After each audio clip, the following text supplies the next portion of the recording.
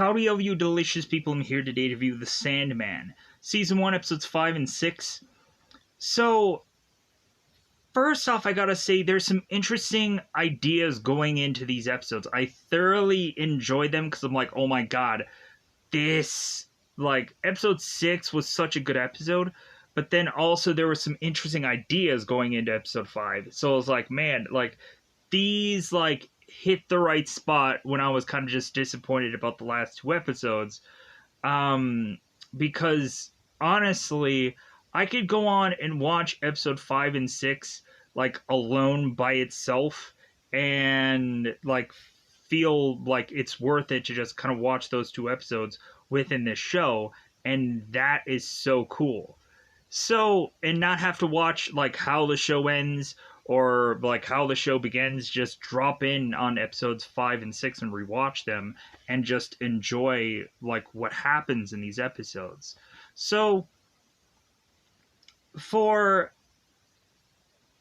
episode 5, I'm gonna go and try to kind of try to get the gist of this episode in the best way I can, because it's hard to exactly define. So within episode 5, we have a man that is to come into a diner and slowly but surely twist and turn people's lives into making so many drastically different life decisions within a very brief span of time. To where all of a sudden we go on to have these people all innocently just going into a diner together, to seemingly falling in love with one another, to eventually at one another's throats at some point. So, in a nutshell, that is a bulk of what happens in episode 5, and then we end up getting this kind of cliffhanger thing of this character named Desire, who is eventually going to be snickering, ha ha ha ha ha. So I'm like, okay, what's going on with Desire? It seems like we have this cliffhanger thing going on with the character. I'm like, okay, what's the point of this character? I'm very confused. But we end up also having the Sandman going and confronting John D within this episode, or John within this episode, and eventually there could quite possibly be a resolution between these two characters, eventually, within me trying to be vague as much as possible. But let's talk about episode 6. Episode 6, for those of you that shows like Dead to Me or Dead Like Me, or Reaper, or a lot of those kind of shows where, of course, we have the Grim Reaper being the focus, or eventually having to have a person kind of collect souls in a specific day. That, of course, is what episode 6 is. We have the Sandman, who, of course, is going on and having a conversation with Death herself.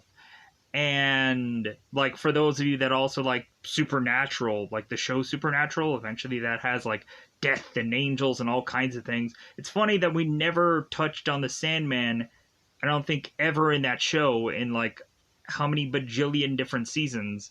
But they played with everything else. But let me know also if there ever was a Sandman episode, because then I'd probably want to go on and check it out, because there's so many seasons and there's so many villains in the show that eventually I probably forgot somewhere that there was actually a Sandman episode. I'm like, oh yeah, I guess there was. Meh, I didn't know. So we have the Sandman hanging around with Death through her normal day, and then we go on and we have the Sandman, who is to eventually reacquaint himself with a guy named Hob. We find out that, of course, the Sandman had made a deal with a normal mortal, and eventually is to see how that is to go on and pan out. So eventually I hope to go on and be able to be as specific as I possibly can within this episode. But there just might be some points where, because it's two episodes smashed into one kind of review, like I'm gonna try to be as specific as possible, but we'll see what happens. So let's go on into that double five time territory, because it's about that time to just go into what, of course, is spoiler time. Spoiler time. It's about the time I'm going to spoil these episodes. So, John Dee is to arrive upon this diner, and we have the Sandman who is going to try to get consistently nudged by Matthew, trying to wake him up, telling him, like, hey, you need to go on and wake up. You need to eventually go after this ruby and obtain it, and so on and so forth. And so it seems that Sandman is out of commission for a little bit here. So John Dee is to go on and take this ruby and meet some waitress named Bet.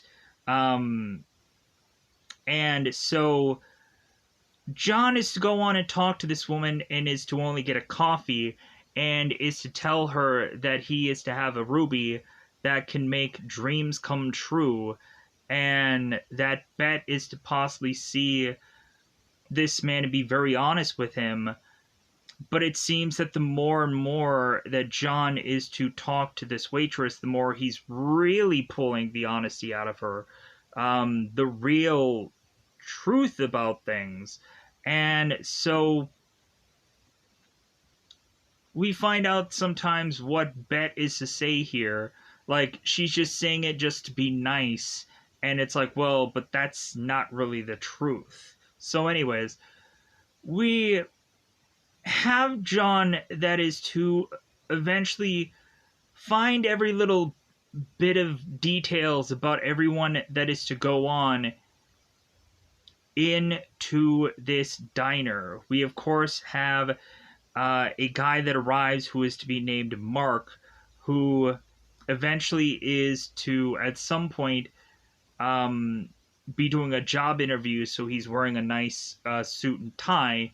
And we, of course, have Bet, who's telling Mark, it's like, well, wow, like, you should wear that more often.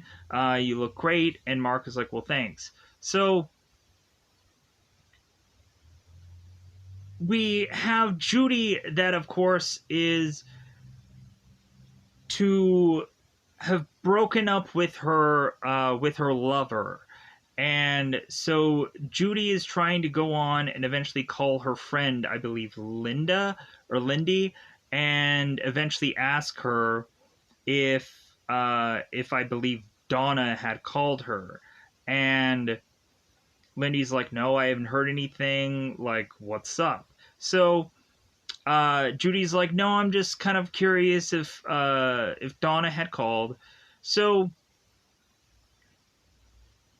come to find out, Judy and her lover, like, something had happened to where Judy had went on and hit her lover, hence why the relationship just eventually just went downhill the way it did, to where Judy is thinking that it's finally done between her and Donna. So we then have a couple arrive within this restaurant, both Kate and both Gary. So Kate and Gary, I guess, are celebrating this anniversary, and they were to, of course, go on to this restaurant to celebrate this. And so Bet is to go on and say that she, of course, was the matchmaker of these two, and that X number of years ago today, she was to have gone on and had these two people sit here and meet one another.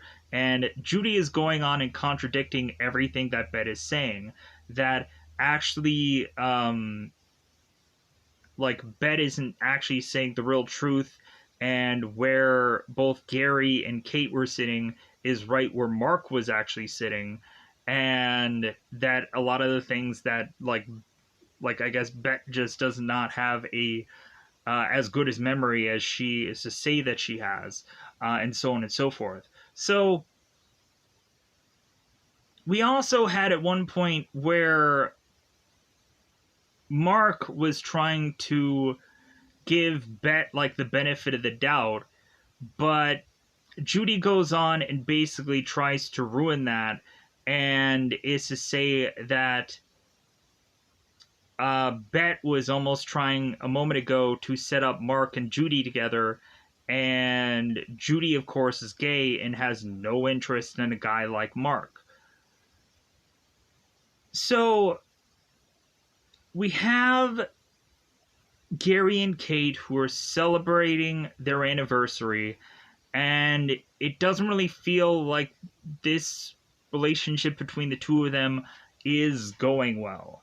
It seems that when Bet is to go on and take their order, we have a moment where Gary is to be tempted to get this massive burger, this double-decker like thing, and he kind of jokes around with it with Kate, and Kate is like, no, just go on and get whatever you want. And Gary's like, no, I'll have a salad. So, come to find out, Gary is kind of getting controlled by Kate to eventually, like, be the guy that she wants. So that is why Gary is even doing this diet. But it seems that slowly but surely both Kate and both Gary are eventually going to go on and within this entire time that they're in this diner, slowly but surely slip away from one another. So we eventually have Bet, who is to go and retrieve both Kate and both Gary's orders, and come to find out, the chef is to go on and give Gary this burger anyways, and so Gary goes on and is like, well, okay, I guess I'll just eat this order anyways. But he goes on and says that he'll just eat the bun of it, but like he ends up eating the fries, and he's like, oh my god. So we end up going on to have Bet, who makes her way back to John to see what he likes to order. And John is like, well, hey, I was so captivated by everything. I was so distracted by everyone in this diner that I couldn't even help to look at the menu. And, hey, could you recommend me something? And then again, we go on, we have Bet, who all of a sudden gets so distracted. Again, she forgets to take John's order. So we also have Bet, who is to go on and say to John, to kind of boost his confidence, to like call him good looking or something like that. And John asks Bet, it's like, well, did you really mean that? And Bet's like, well, like, no, not exactly. I went on and I just said that because, like, I want to be nice. And John's like, well, yeah, but that isn't the truth, isn't it? Isn't it? And she's like, well, so the more and more we go on and we start to have a lot of people being way more honest now, the more that John is to hold on to this ruby. So we have at one point where when Judy is to go on and talk about Donna before she leaves this diner, because Betty asks about her, we of course have Judy that turns around and is like, well, no, I haven't heard anything about her yet. And Mark is to go on and say, it's like, well, I'm sure she left you. And Judy gets very upset with Mark. He ends up saying some kind of snide comment, like about how Judy has been, how like obviously like this girl will probably leave this woman, and Judy gets offended by that. So John ends up sitting next to Judy, and eventually Judy is to say that she feels that she's being judged by everybody because of who she eventually dates or sleeps with or whatever, and that a lot of people would go on and would rather have her date a man, and she doesn't want to do that. And so I kind of thought that was really cool within this story. And so we go on and we have Bet that goes on and speaks with the cook in the back, who of course is Marsh. So Bet goes on and talks to Marsh, and she of course had went into the bathroom to put makeup on her lips, and so Bet is talking to Marsh and mentioning that, like, well, hey, like, maybe after our shift is over tonight, um, you can go on and come to my place, and, like, wouldn't that be grand? Or wouldn't that be nice, kind of thing. And so Marsh is to go on and tell Bet that it's like, well, like, you know what, I really don't actually like to, like, go to your place. Like, if anything, I'm much more interested in your son than I am in you. And Bet is telling Marsh, it's like, well, hey, like, but my son is like 21. And Marsh is like, well, yeah, and he's way more experienced than I was at that age. So I let him F me and I him. And it seems like we're like really hitting it off. And so all of a sudden, Bet is very upset. She chucks these fries and leaves the kitchen to eventually continue to go on and eventually talk to Judy, where eventually Bet and Judy are to reveal that Judy was to, of course, go on and hit her lover, and that is why she's thinking that the relationship between her and Donna are over. And so eventually Judy and Bet start kissing one another, and we also have Bet, who is to set up to have Mark go on and speak to Gary and Kate. Because it seems that Gary and Kate are to go on and be working at this business that is to be what Mark is interviewing for. And so Gary and Kate are having this conversation about certain reports that, of course, Gary is not to be putting out.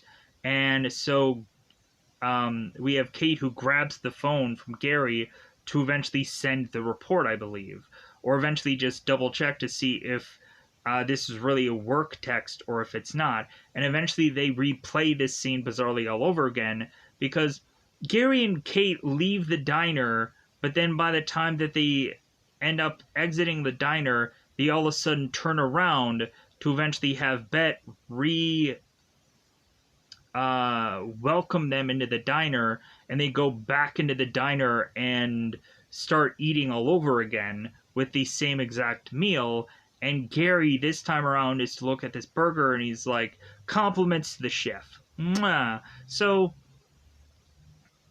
while Kate is going on and talking to Mark, and eventually when Kate is talking to Mark and mentioning how, like, Kate and Gary's relationship is obviously falling apart to the point of both Kate and Mark just basically doing it within this restaurant. Because every time we start to see anybody doing it in the restaurant, they immediately think bizarrely that they are completely and utterly alone in this restaurant and that they can do whatever they want. And so that leads to them having passionate moments together. So, doing it. So, we have Gary that goes back into the kitchen and talk to Marsh. And so Gary ends up saying that he's looking on at Mark and Kate and immediately seeing that Kate is brooming some replacement for Gary, and that eventually when Gary is not with Kate, he goes on and does whatever he wants to eventually get his Johnson sucked. So eventually it seems we have Gary and we have Marsh who are going into the kitchen and they are kissing and they are eventually doing it also within this kitchen. And so John is just walking around at all these passionate moments, and we see also in the news that two pandas have finally made love, with, of course, how odd this really is. we have John that is to go on and eventually see all of these people within this restaurant. And so John then also was to go on and grab this ice cream so he can finally eat something. And he's just ice creaming it up. So after this moment of them all going at one another, we then transition here to continue to have like the truth eventually happen here further and further and further. And so Gary goes on to attack Marsh. That's like the main thing here. Or Mark. Gary attacks Mark, and eventually that leads to Mark killing Gary. And so eventually Mark is now realized that he has now killed somebody, and eventually everyone is starting to realize that the chaos that is happening within this diner has to be all centered around John, because he is the only new kind of X factor between everyone who has always been to this diner for X amount of time. So everybody is complaining that John is to have been the one who is to have caused all this chaos and death and so on and so forth. And John is like, well, no, I wanted you to see the absolute truth. And so eventually that leads every single person to decide to off themselves in one way or another, to eventually have Bet, who is to stab into her own eyes to see the real truth. And everyone else is one by one figuring out a way to stab or kill or chop off their own hands, or their own fingers, I mean, and eventually try to do themselves all in. And then we finally have the witches who we had seen in prior episodes, come here to try and talk to John. And eventually, after John, of course, is to talk to these three witches, then we then finally have the Sandman, who is to come in and is to eventually go on to talk to John here and to try to convince him to give up the ruby. So John instead is to decide, like, well, hey, like, you know what, if this ruby is to make me as powerful as I think it will, then how about, like,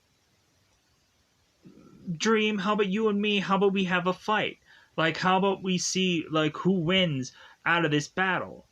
And so the Sandman is like, okay, like, I'll agree to these terms. Like, you go on and you, like, fight me in the dream world, and we'll see who wins. So we go on to eventually have John, who eventually goes into the dream world, where he is or he is seeing for the first time a place that the Sandman is to know all too well, which was Roderick's home. So we go on to Roderick's home to eventually have John now stumbling upon this house, chasing after some cloaked individual, which he does not know who exactly it is, but he hears the snickering and all these kinds of sounds, making it possibly have him assume that this is possibly his mother that he's chasing after. So eventually, when John is to see this cloaked individual, eventually he is to see it's his mother, and eventually we have John's mother, who is to eventually torture John and eventually choke him and hurt him and say all kinds of horrible things to him. And so John is to be convinced upon himself that he is just dreaming here, that this is all just an illusion. So eventually we have John, who meets up with the Sandman with his helm and his sand and so on and so forth, and his big massive cloak that he has on. And so John is to go on and decide to take this ruby and just have it consume the Sandman. Of course, after that, we then have John, who takes the ruby and crushes it within his hand. And then all of a sudden, we have John, who all of a sudden is to be standing upon the Sandman's hand. To eventually have the Sandman tell John, it's like, wow, I didn't realize with no longer having that ruby, how really and truly powerful I can then become. So the Sandman is even much more so powerful than he has been in eons because of that ruby now being broken. So the Sandman is to go on and tell John that he will not kill John, but he is just going to re-allow him to sleep. He is going to take John back to this mental ward and eventually allow him to sleep within these pajamas, and eventually have him be, in all technicality, defeated here because the Sandman, of course, there was no way for him to not win this fight. And pure by accident of John going on and realizing to finally crush this ruby, that he had also made a mistake. Because John had thought that if he was to eventually crush the ruby, that people need to finally wake up and realize what is going on. And eventually when he crushed it, that just made the Sandman even more powerful to then just want to defeat John in a way. So we have that be the way that this episode ends, and then we of course have Desire, who is to briefly show itself as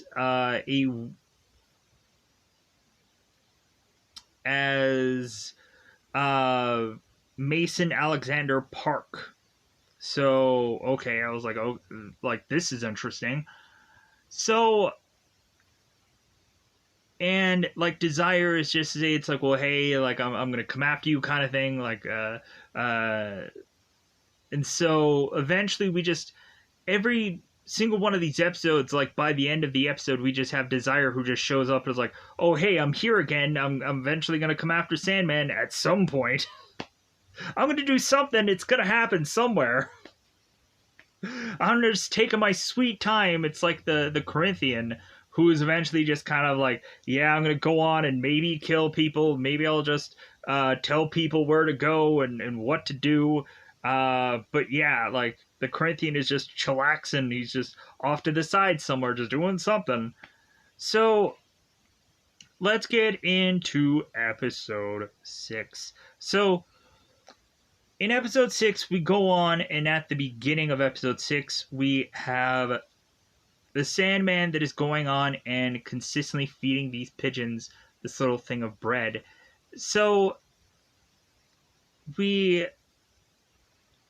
have Dream going on feeding these birds bread to all of a sudden eventually have Dream be talking to supposedly his sister, that she's kind of ticked off that Dream didn't go on and come to her and talk to her because she was very concerned about her brother and she maybe wanted to help him.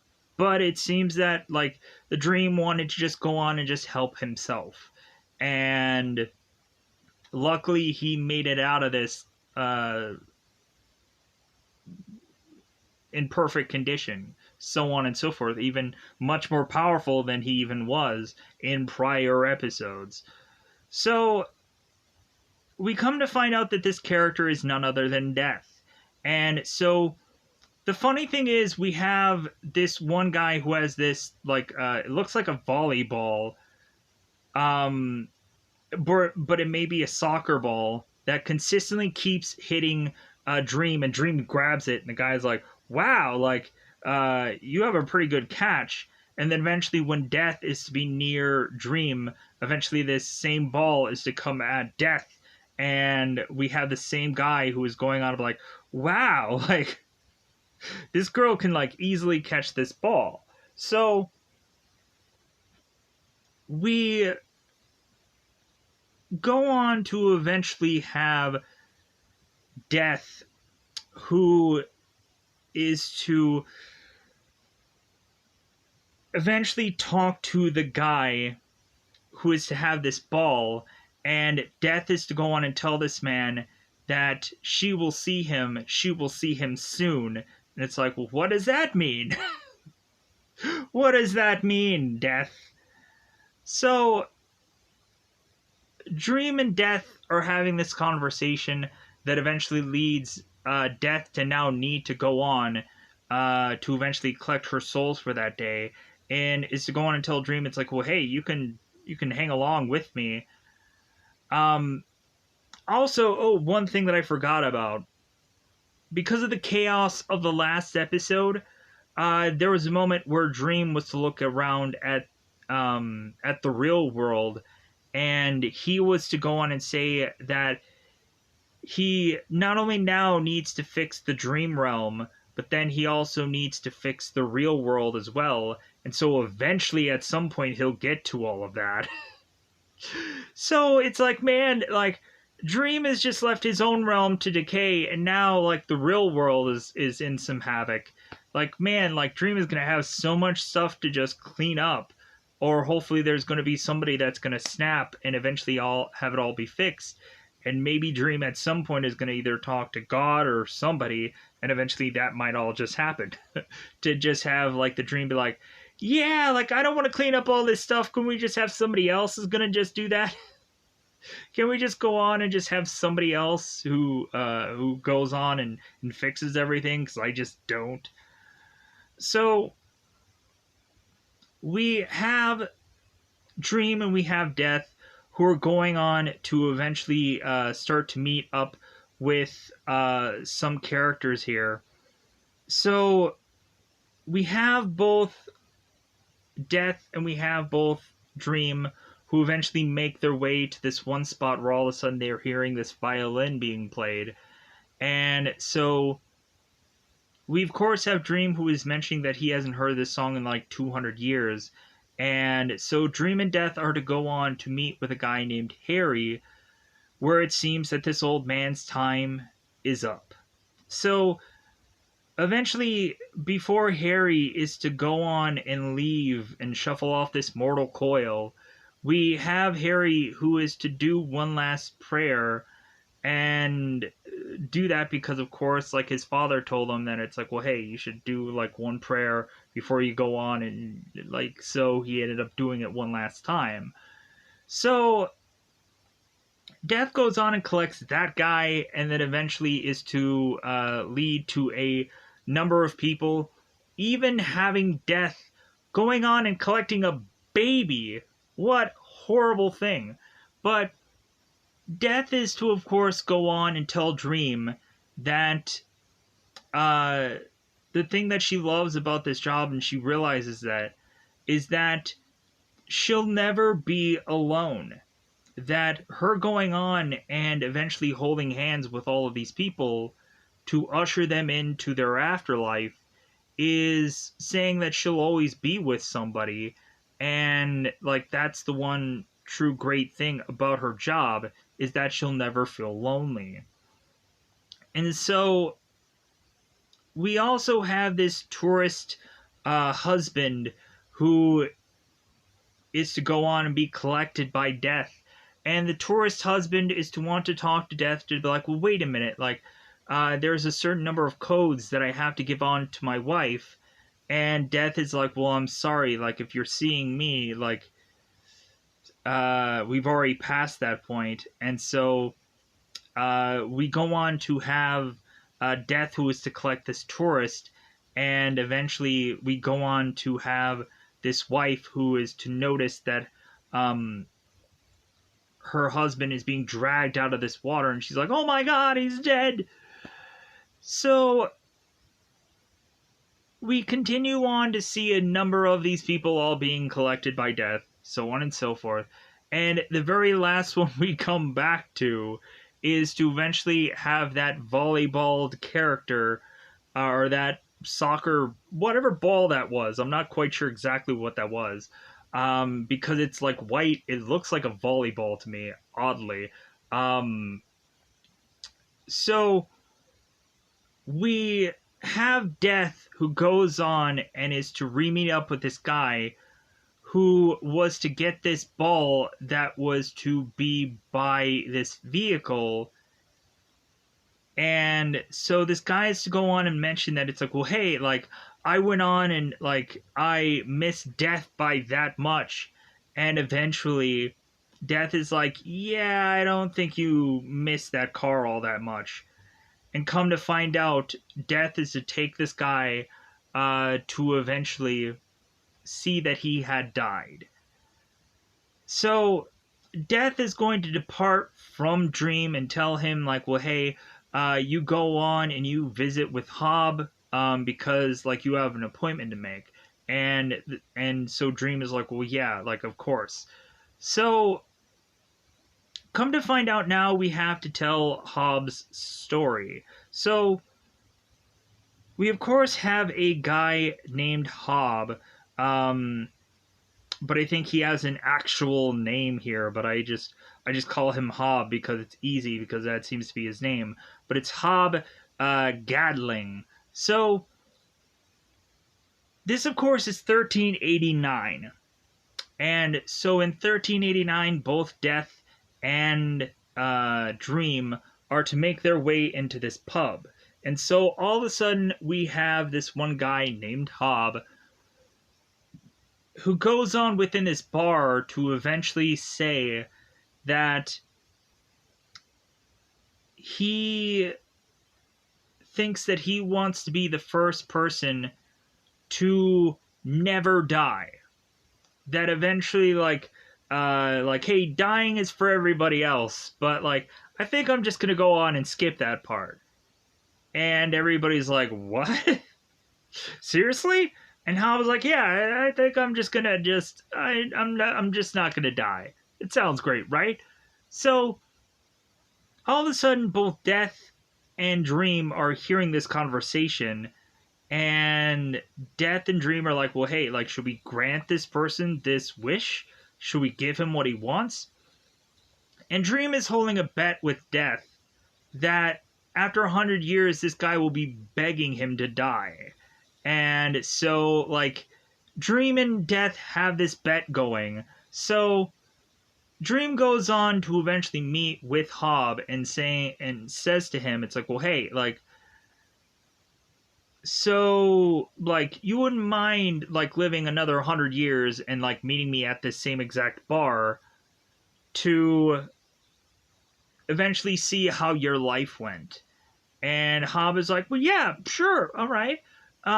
So the guy immediately goes, wish granted. And so we go on and we start to have these 100 years continue to happen. And so it seems that Hob, throughout the years, is getting very wealthy and very successful, and is to have a wife and have a kid.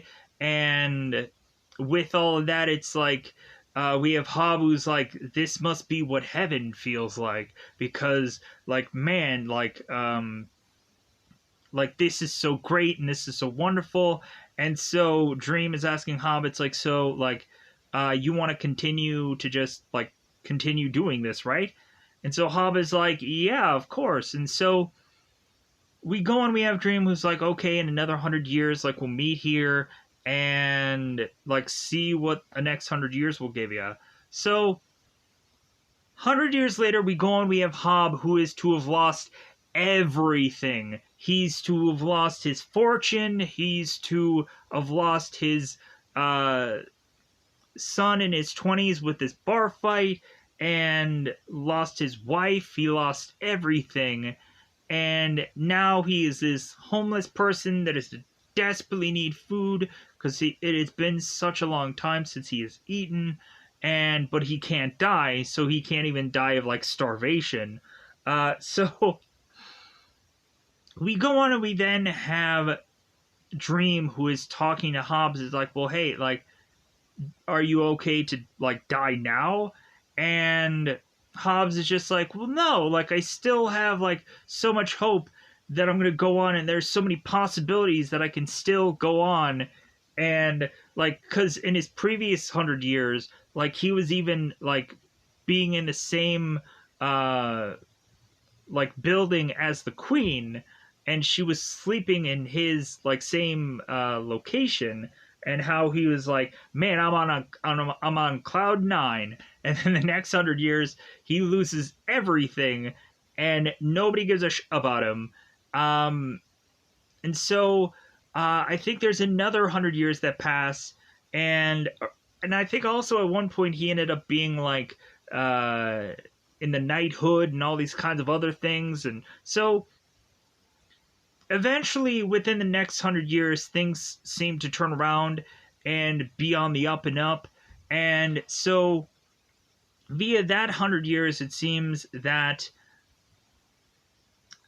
we go on and we just have Dream, who is kind of tired of hearing Hobbs' story, and is to all of a sudden start listening to a person that is inside this bar called William Shakespeare. And the Sandman is to see William Shakespeare of like, man, this guy has a lot of potential to be this really good playwright. I think I want to go on and talk to this guy. So Dream goes on and talks to William Shakespeare, and it's like, well, hey, like, William Shakespeare, it's like, you know what, like, do you really want to be a really good playwright? And William Shakespeare's like, of course I would. And so the Dream is like, granted. Like, so, but there wasn't any like trick of that. It just like, no, like it seems like this guy had massive potential, and Dream just made it so. So we then go on and I think have a like another 100 years that has passed. And so eventually we have Joanna Constantine, who I guess is an ancestor of Johanna Constantine, because this Constantine doesn't live forever. Um, because I guess you just go on and you just have a number of descendants of Joannas, I guess. And they all share the same name, coincidentally, after a number of hundreds and whatevers of years, so on and so forth. So we have Joanna Constantine, who is to now eventually find out that Dream is within this bar, starting to make deals with people like the devil, and now she is to want to go on and try to eventually make her own bargain with this Dream character, and Dream is like, well, that's not how it works. Oh, we also had in the one time where Hobbs was to eventually lose everything, he was also to try to be killed because of witchcraft, because they were to all call him a witch of sorts, and that he was to go on and live forever. It's kind of like in the Highlander movie, where eventually when Highlander is to go off to war in the very first movie, and because he was the only like survivor really of that war besides that other Highlander, when MacLeod is to make his way back to his people, they're like, well, hey, like, this guy had a wound and the wound healed. What the fuck? So they're immediately saying that he's to be a witchcraft like wizard or whatever, or is to have like the devil within inside him, or whatever the heck that they ended up saying. And they casted him out to eventually have him and his wife just kind of live just away from them. And so eventually his wife died, and just MacLeod just effed off somewhere to eventually make his way into other territories and so on and so forth, and be like taught by Sean Connery how to go on and be a Highlander. I don't know why I have to explain Highlander to everybody. They've probably all seen it at this point. Unless you've never seen Highlander, then check it freaking out. Almost like the villain of the first Highlander movie was almost Arnold Schwarzenegger. True story. Supposedly the guy who ended up playing the villain confirmed that and was to mention that at some point Arnold Schwarzenegger was to be the villain of that movie, and he's like, no, I went on and I was Terminator and I've been too many villains, so no, I'm not going to go on and be the villain of Highlander. So it ended up being, I think, Clancy Brown, who eventually became that guy. Man, would that have been a really interesting movie with Arnold Schwarzenegger as the villain, but I think Clancy Brown, I believe his name, did a really good job at it. So, I had that little tidbit story, it's weird. Anyways, pushing on. So, eventually, dream, of course, is to eventually put Joanna Constantine to sleep to give her a nightmare of sorts. So, but eventually what had happened through a number of bit of time, we have Dream, who is to go on and mention that he eventually went on to find Constantine again and had her work for him. And Hobb is to go on and say, it's like, well, that's great that you eventually decided to work with that woman at some point, I guess, to just make amends. So, but like, I guess that is also interesting within the story because we now understand why we of course had Dream, who is to mention in, or Morpheus in previous episodes, that he's like, oh, I knew a Constantine, and so we end up knowing exactly why that is. Perfectly the exact same Constantine in a lot of ways, looks the exact same, and so on and so forth. So eventually we have Hobb, who is talking to Dream and mentioning to him like the only reason that Dream keeps coming to this bar every 100 years is because Dream is lonely. Morpheus is lonely. And that Hobbs is to realize that Dream needs a friend, and that, of course, is Hobbs. And Dream is like, I don't need you. Like, I'm gonna leave. I'm bouncing. I'm getting out of here. See you later. So, Dream then leaves, and then Hobb is like, oh, I thought, like, maybe I said something stupid. Maybe maybe I insulted this guy, and now, like, I'm gonna go, like, an eternity and live forever and no longer have this guy as my friend. To have this, like, anniversarial date, so on and so forth. So, Hobbs goes on and waits another 100 years to then go to this bar to eventually find that within this time period we have Dream, who is now locked away within this bubbled cage from what was to go on in the pilot episode. And so now we have Hobbs, who's like, well, yeah, I guess, like, I got stood up. And so Hobbs ends up talking to the bartender, and the bartender is mentioning that this bar will soon end up getting bought out, and that, like, this bar is no longer going to be a bar, it's going to be something else. So I think at some point probably have Hobbs, who is to maybe buy this bar from under these people, or eventually find the nearest pub to just go to. So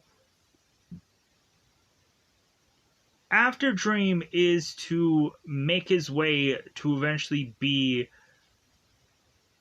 able to escape from the clutches of Roderick and Alex, well, technically Alex by the end of the early parts of this show,